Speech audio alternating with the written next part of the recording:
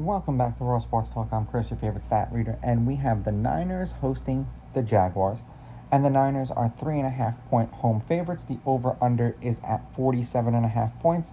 The Jaguars are plus 154 on the money line, and the Niners are minus 185.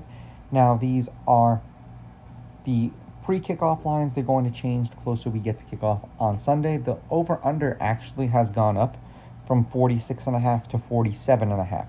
Now, head-to-head, the Niners are 5-0 in their last 5 meetings against the Jaguars. The road team has won the last 2. The road team is 3-2. The favorite has won and covered the last 2 games that they've played against each other. The favorite is both 4-1 against the spread and 4-1 on the money line. The under is 3-2. At 46.5, the under was 3-2. Being that it went up to 47.5, it is also still 3-2. The 2 games that went over hit 77 and 52. So I doubt that that's going to make any difference. 1 point. As far as the weather is concerned and the lineups, Purdy is questionable for this game. I'm sure we'll find out Thursday or Friday whether or not, I should say tomorrow or Friday, whether or not he's going to play. Depending upon how much practice time he sees on Friday, I imagine that will really determine whether or not he's going to play in that game. It's supposed to be 72 degrees with 7-mile-an-hour winds and a 2% chance of rain. And I think that the spread is set the way that it is based on the fact of Mac Jones and not Brock Purdy. Because if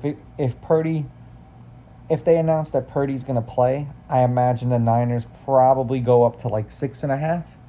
I figure he's at least worth a field goal. Usually the quarterbacks are at least that. Now, on the season, the Jaguars average 223.7 yards per game through the air, which is 14th in the league. The Niners average 280 yards per game through the air, which is 3rd in the league. The Jaguars have been fantastic on the ground, 141.7 yards per game, 5th in the league. The Niners, not so hot with CMC, 89.7 yards per game. Load the box and stop them. That's why the passing game is probably so good for the Niners, because everyone's trying to stop CMC, so the passing game is working, and they do use him out of the backfield, so in the receiving game. The Jaguars are scoring 23.3 points per game, which is 14th in the league. The Niners are averaging 19.7 points per game, which is 23rd in the league. And I've really had a feeling just looking at this beforehand and the spread, I felt like this was a trap game. We'll see. The Jaguars give up 225 yards through the air on defense. It's 14th in the league. The Niners, 172 yards passing. How is that 4th in the league on defense when one team's given... Oh, forgive me. They give up 172 yards through the air, which is 4th in the league. Totally read that wrong. I thought that was 272. The Jaguars give up 82.7 yards per game on the ground, which is 5th in the league on defense. The Niners are giving up 103.7, which is 15th in the league.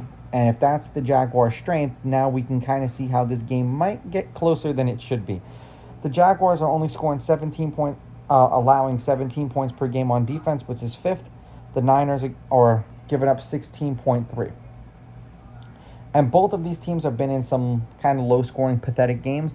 The Jaguars won 26-10 over the Panthers. Then they lost 31-27 to the Bengals. And then they beat the Texans 17-10. For the Niners, beating the Seahawks 17-13, beating the Saints 26-21, beating the Cardinals 16-15. They probably shouldn't have won that game. But when you throw for it on 3rd down instead of running it to run down the clock, and you don't convert because the wide receiver drops the ball, and you give the other team the opportunity to catch it and come back and kick a field goal, that's on you, Cardinals. I'm going to take a shot here. I understand that the Niners are home, so I would take the Niners on the money line solely for the fact that they're home. I would take the Jaguars getting the 3.5 because I think that this might end up being a 3-point game, and I would lean under. Now, these are just my picks. If you disagree, please go with your gut, and please bet responsibly.